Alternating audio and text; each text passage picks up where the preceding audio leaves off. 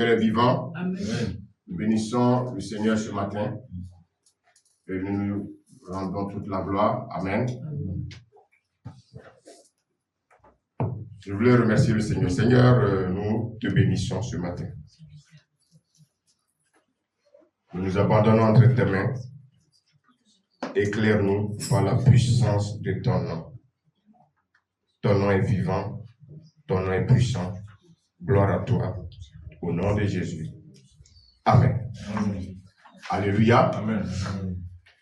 Ce matin, je voulais rappeler encore aux uns aux autres, vraiment d'être vraiment disposés, de nous concentrer et surtout de nous consacrer aux choses du Seigneur. Amen. Amen. Vous savez, les temps sont de plus en plus difficiles. Pour ceux qui ne savent pas, c'est que il y a un candidat américain, l'ancien président Donald Trump, a été victime d'un attentat. Les gens ont tenté de le tuer. Alléluia. Amen. Alléluia. Amen. Parce qu'il veut revenir au pouvoir. Et tout ça, ce sont des signes des derniers temps. Il faut que nous soyons disposés et que le Seigneur, dans sa parole, nous aide ce matin. Alléluia. Alléluia. Alléluia. Amen. Soyons concentrés, s'il vous plaît. Nous allons prendre nos Bibles dans le livre d'Éphésiens, Éphésiens 4. Éphésiens 4, on va lire à partir du verset 17.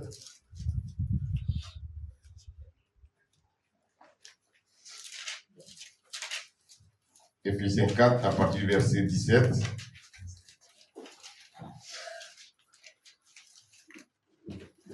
Amen. Amen. Voici donc ce que je dis et ce que j'affirme dans le Seigneur. Vous ne devez plus vous conduire comme les non-croyants qui se laissent guider par la sortie de leur cœur, de leur pensée. Est-ce qu'on peut prendre le micro, s'il vous plaît, parce que c'est enregistré. Voilà. Donc, il faut que ça soit une habitude, s'il vous plaît. On y va?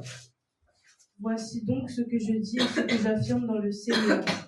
Vous ne devez plus vous conduire comme les non-croyants qui se laissent guider par la sottise de leur pensée. Amen. Alléluia. Amen. Est-ce qu'il y a des gens qui sont là ce matin? Amen. Alors ici, qui parle là? C'est le Seigneur qui parle au travers de Paul. Paul, ça a été quelqu'un qui a traversé le monde entier. Paul a connu des difficultés. Il a connu des attaques. Il y a des endroits où on tentait même de tuer Paul. Mais ça n'a pas découragé Paul. Paul a continué l'œuvre de Dieu. Alléluia. Amen. Alors, Paul arrive à Éphèse. Les Éphésiens sont des gens qui ont reçu la parole. Et à un moment donné, Paul arrive, il se rend compte que ceux qui ont commencé par l'esprit, ils ont commencé à faire des choses bizarres. Dis à ton voisin, ne fais pas des choses bizarres. Paul dit ici, il dit, ce que je déclare dans le Seigneur, c'est que vous ne devez plus marcher comme les païens. De ne plus marcher comme les païens.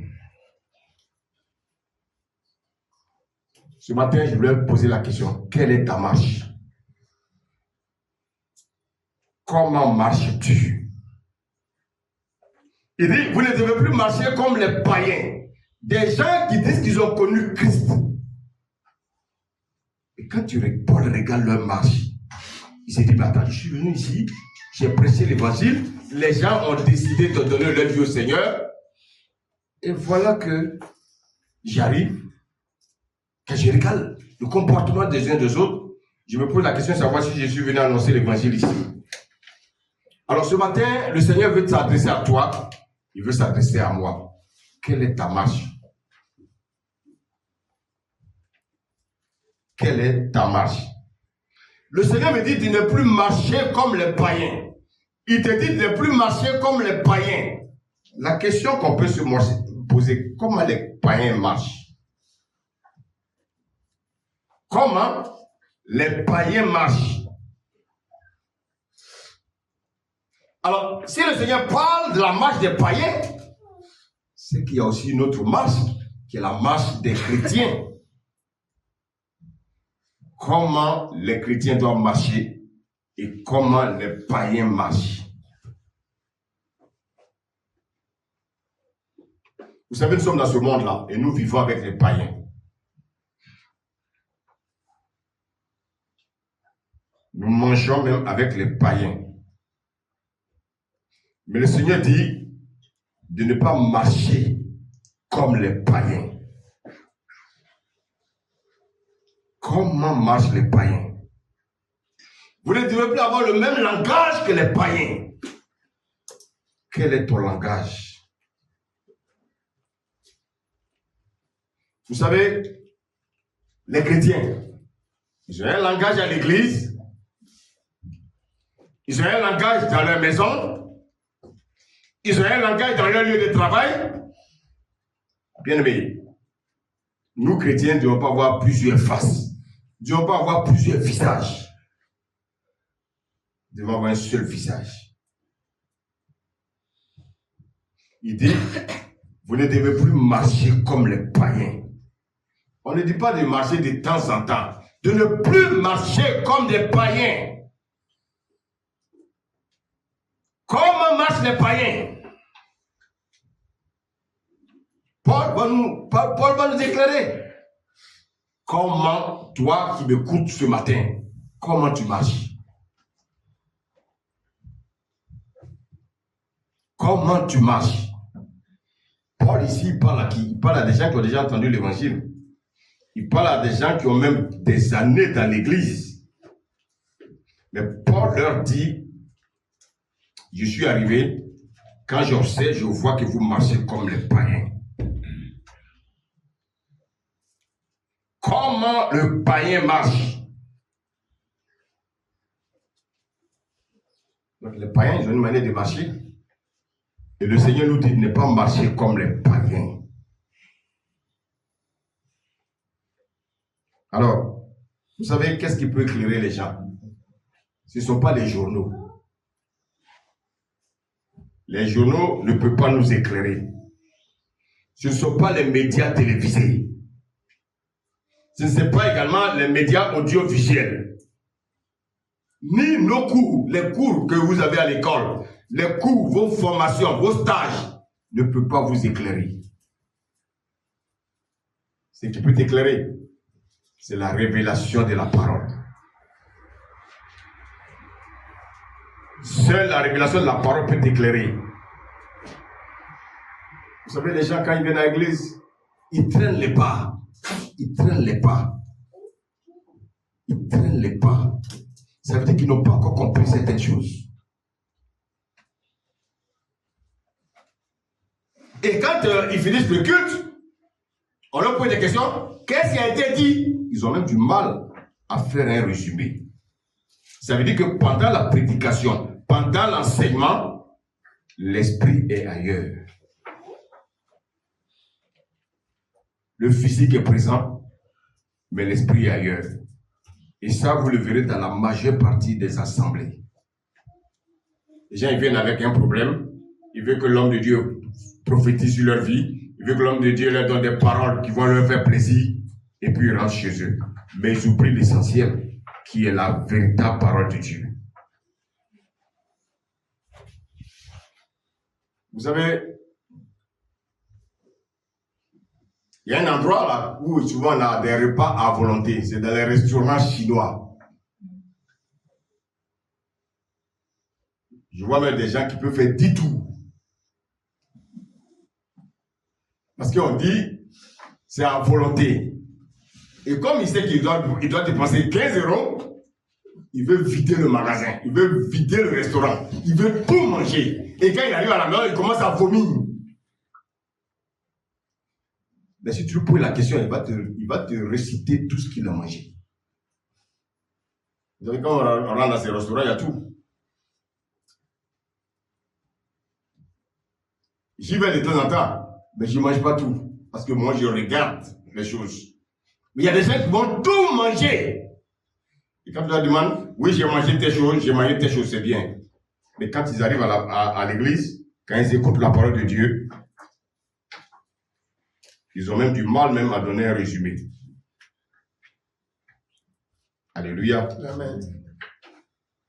Alléluia. Amen.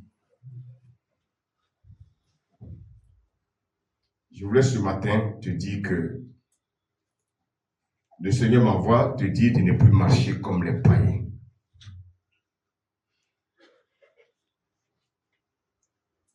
Le Seigneur ne veut pas que tu marches comme les païens.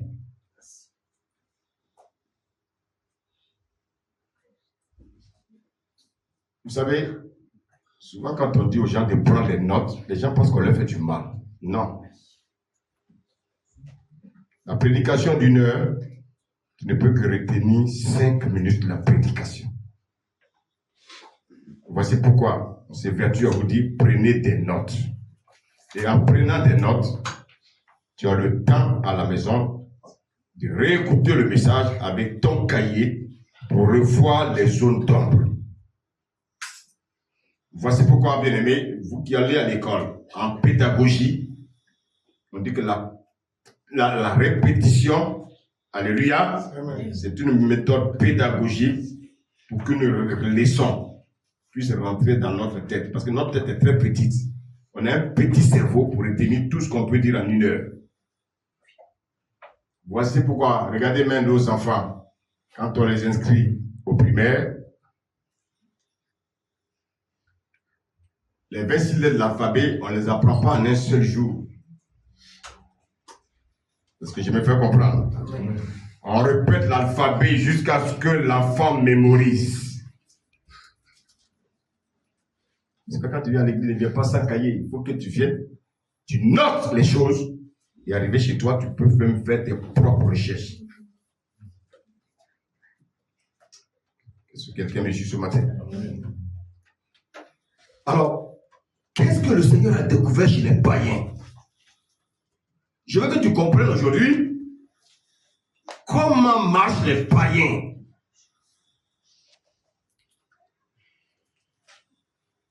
On va lire la suite. On va relire le verset 17, s'il vous plaît. Et on va lire le dernier paragraphe. On lit, on écoute, s'il vous plaît.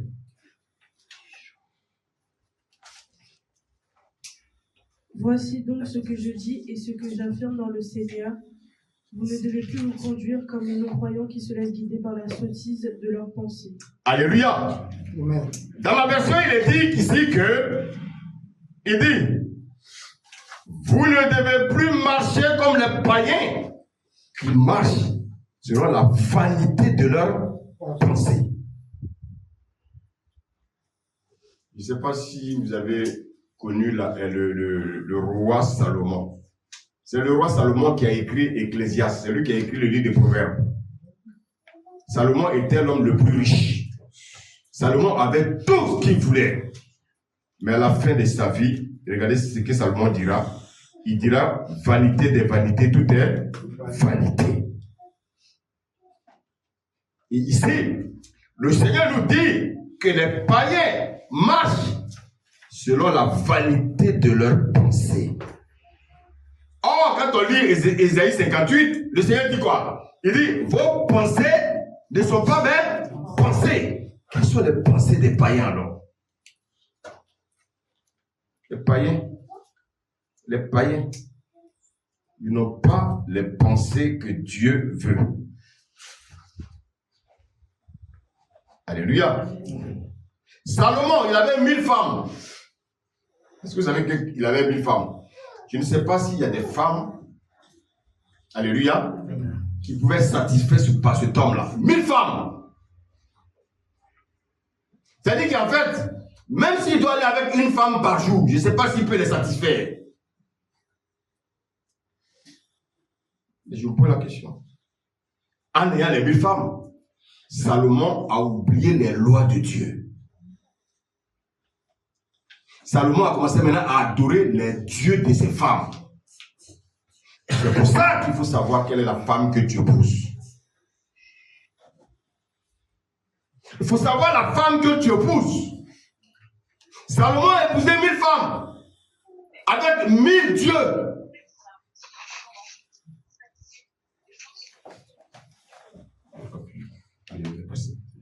Alléluia. 1000 femmes, 1000 dieux.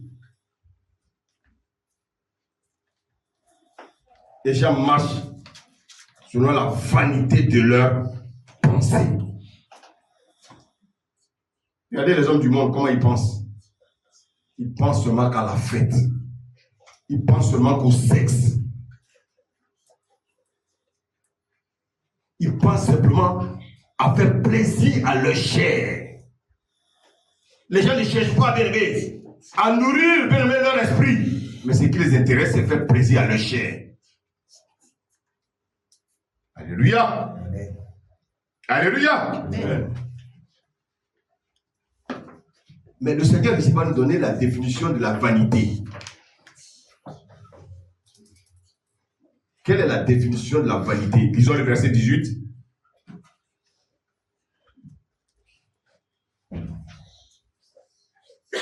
Ils ont l'intelligence obscurcie. Écoutez, merci.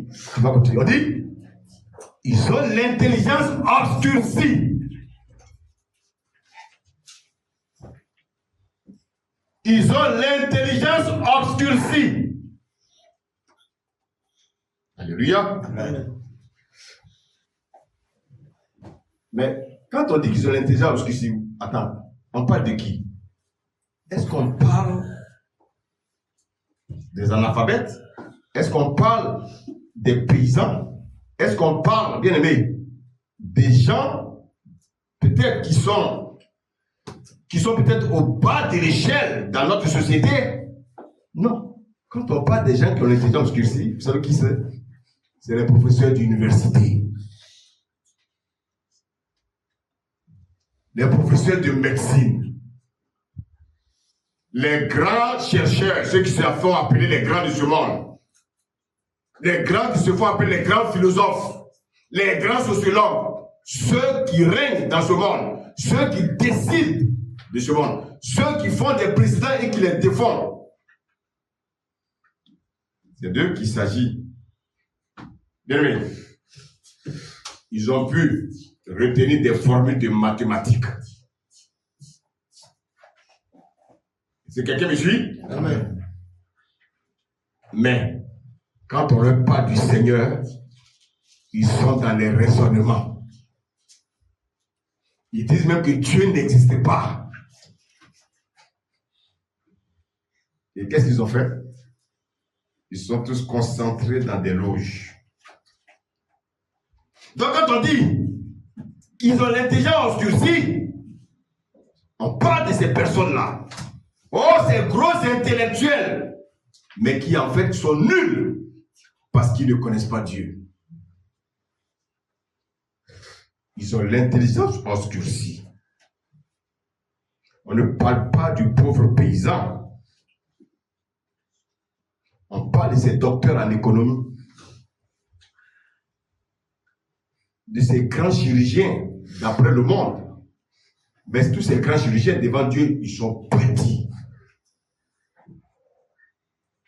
Et ces hommes-là rejettent Dieu. Alléluia. Amen. Vous savez, on a fait des études, on les a écoutés, on les a entendus. Mais bien aimé, quand on rencontre le Seigneur, on se rend compte en fait, ces hommes sont sans intelligence. Oh, c'est quelqu'un me suit ce matin. Maintenant, regardez, le Seigneur nous le confirme. Ils ont l'intelligence obscurcie par rapport à quoi? Lis la suite, s'il te plaît. Ils sont étrangers à la vie de Dieu. Ils sont étrangers à la vie de Dieu. Ils sont étrangers à la vie de Dieu. Voyez donc, toute personne qui est étrangère à la vie de Dieu, cette personne a l'intelligence obscurcie. Bien aimé. Maintenant, pourquoi ils sont étrangers à la vie de Dieu? Lis la suite. À cause de l'ignorance qui est en eux. À cause de l'ignorance qui est en eux. Ce sont des grands professeurs d'université. Mais ils sont ignorants.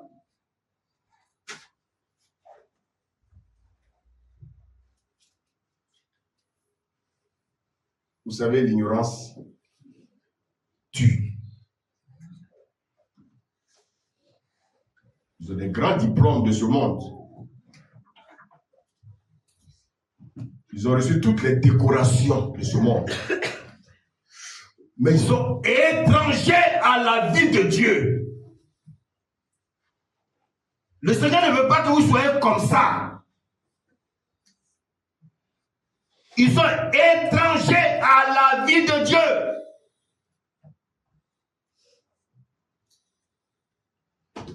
Malheureusement, beaucoup périssent sans connaître Dieu. Donc en fait, le vrai problème de l'homme, je veux dire, le véritable péché, c'est l'ignorance. Le véritable péché, c'est l'ignorance des choses de Dieu. Vous savez, Job a dit quoi dans Job 4:6, il dit, mon peuple est détruit parce qu'il lui manque la connaissance. Mais la connaissance de quoi? Ce n'est pas la connaissance de la géographie, ce n'est pas la connaissance des mathématiques, ce n'est pas la connaissance de la médecine. C'est la connaissance des choses de Dieu. Les gens sont bien-aimés, ils ont l'intelligence obscurcie, ils sont ignorants des choses de Dieu. Alléluia. Amen. Donc en fait, c'est quoi un païen? Un païen, c'est celui-là qui a l'intelligence obscurcie. Un païen, c'est celui qui est ignorant. Oh my God. Ils sont ignorants des choses de Dieu. C'est des gens qui pensent qu'ils sont créés eux-mêmes. Ils pensent qu'ils ont raison dans tout ce qu'ils font. Alléluia. Amen. Bien, mais écoute-moi. Si tu ne connais pas Dieu, c'est-à-dire que tu es un ignorant. Quelqu'un me suit ce matin? Amen. Alléluia. Bien-aimé, Dieu dit, mon peuple, même dans l'église, il y a des hommes qui se font appeler pasteurs, apôtres, évangélistes, mais ils sont ignorants des choses de Dieu.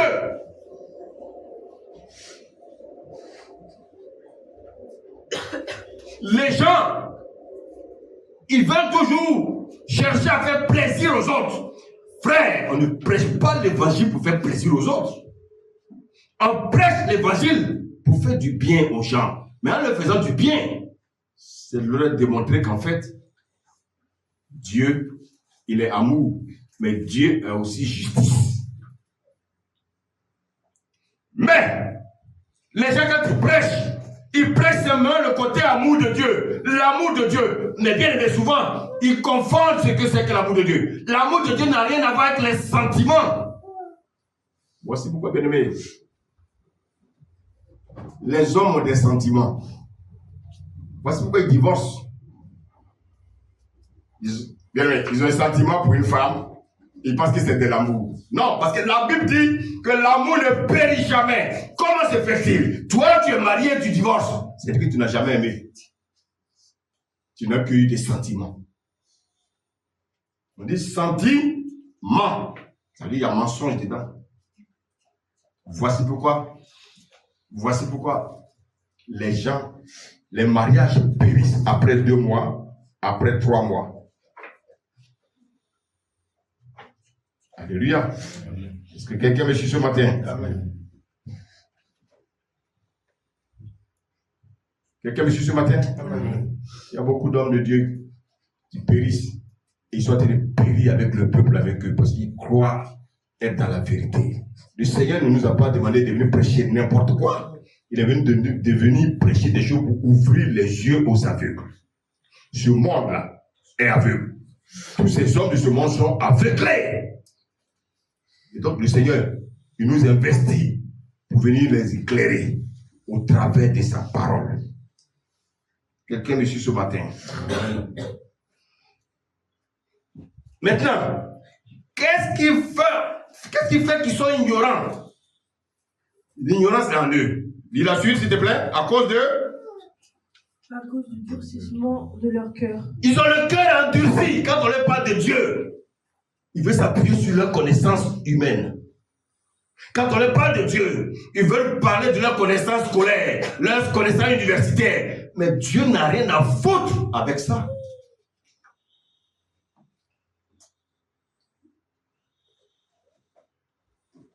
Donc ici, bien aimé, regardez. La Bible dit qu'ils ont le cœur endurci. Ils ont le cœur endurci. Bien aimé, regarde. Le Seigneur dit de ne pas marcher comme les païens.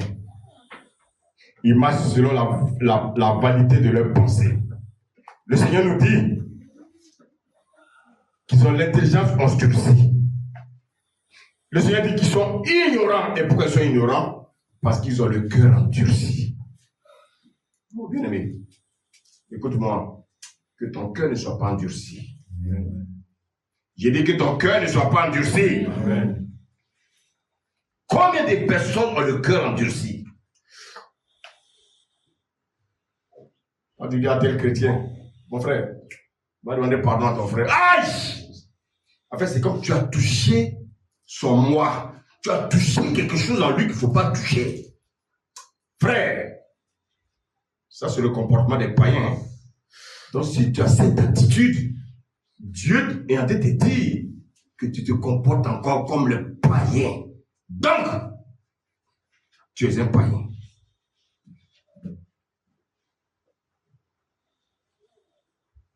Rancunier. Frère, je ne sais pas. Hein? Est-ce que tu es rancunier? Le Seigneur dit que si tu es rancunier, c'est que tu te comportes comme un païen. Tu as l'intelligence obscurcie. Et tu as également ton cœur qui est endurci. Regardez ce qu'il nous dit au verset 19. Ils ont perdu tout sens moral et se sont livrés à la débauche pour commettre avec avidité toutes sortes d'impuretés. Ayant perdu tout sentiment, ils se sont livrés à la dissolution pour commettre toute espèce d'impureté et de cupidité. Vous savez que le monde actuel est un monde impur. Est-ce que vous savez ça? Est-ce que vous savez ça? Mais je suis en train de parler des hommes qui disent qu'ils règnent dans ce monde. Des hommes qui ne veulent pas entendre parler de Jésus. Des hommes qui veulent amener le chaos dans ce monde. Ils pensent être intelligents. Alléluia. Amen. Alléluia. Amen. Ayant perdu tout sentiment, ils se sont livrés à la dissolution. Alléluia. Amen. Donc, qui est le païen alors? Écoutez-moi bien. Qui est le païen? Quand on écoute le Seigneur ici, en fait, le païen, c'est le chrétien charnel.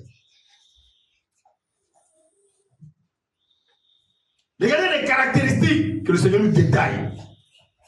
Le païen, c'est qui? C'est le chrétien charnel.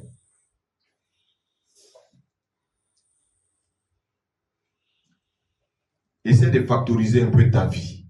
Factorise ta vie. Et tu verras que tu n'es pas loin.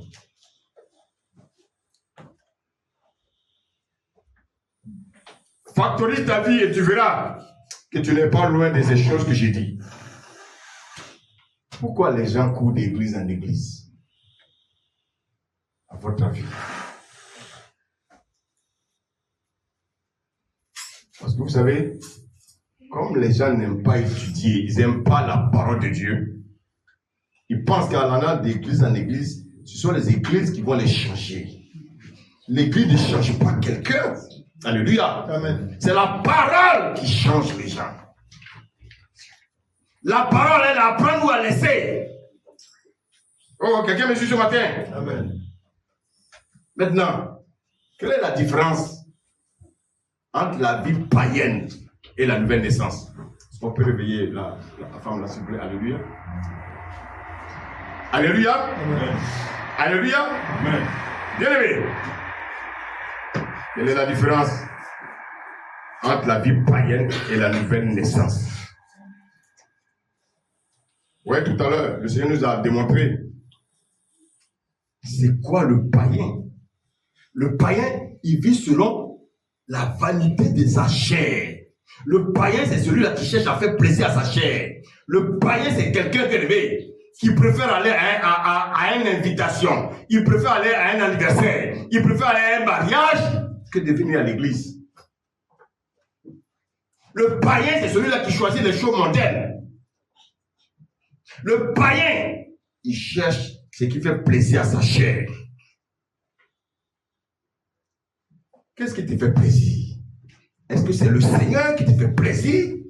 Ou bien c'est la vanité, bien aimé, de ta chair qui te fait plaisir? Quand tu te lèves le matin, qu'est-ce qui te préoccupe? Est-ce que ce sont les choses de Dieu? Ou bien ce sont les choses pour faire plaisir à ta chair?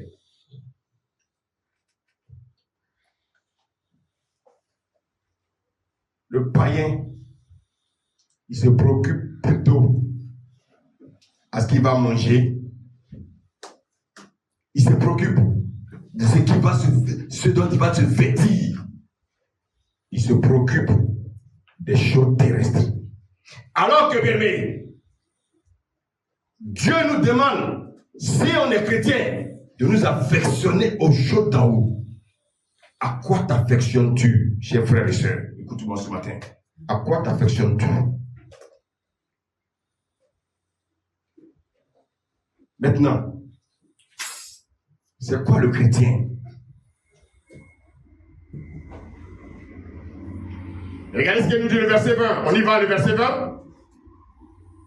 Mais vous, ce n'est pas ainsi que vous avez appris à connaître Christ. Mais vous, ce n'est pas ainsi que vous avez appris Christ. Vous avez, ils n'ont pas dit ici, c'est ainsi que vous avez appris à connaître Christ. Parce que j'ai appris Christ. Christ, c'est la parole de Dieu. La Bible dit quoi? Nul ne peut aller au Père que par moi. Bien aimé, écoutez-moi bien. Ici, je suis en train de parler de Christ. Je ne parle pas de Jésus. Je parle de Christ. Christ, ce n'est pas le prénom de Jésus. Hein? Non. Je ne parle pas de Jésus. Je suis en train de parler. Vous, c'est ainsi que vous avez appris Christ. Alléluia. En fait, Christ, c'est l'identité de Jésus. Christ, c'est l'identité de Jésus. Jésus a dit qu'il est la lumière du monde. Il dit quoi? Que quiconque marche avec lui ne sera jamais dans les ténèbres. Or, on nous a dit on nous demande de ne pas marcher comme les païens. Donc, bien aimé, un chrétien doit marcher comme Christ. Est-ce que tu comprends cette vérité? Est-ce que tu es encore dans les ténèbres? Est-ce que tu es encore dans les ténèbres par rapport au péché? Est-ce que tu es encore dans les ténèbres par rapport à la maladie? Est-ce que tu es encore dans les ténèbres? Alléluia. Amen.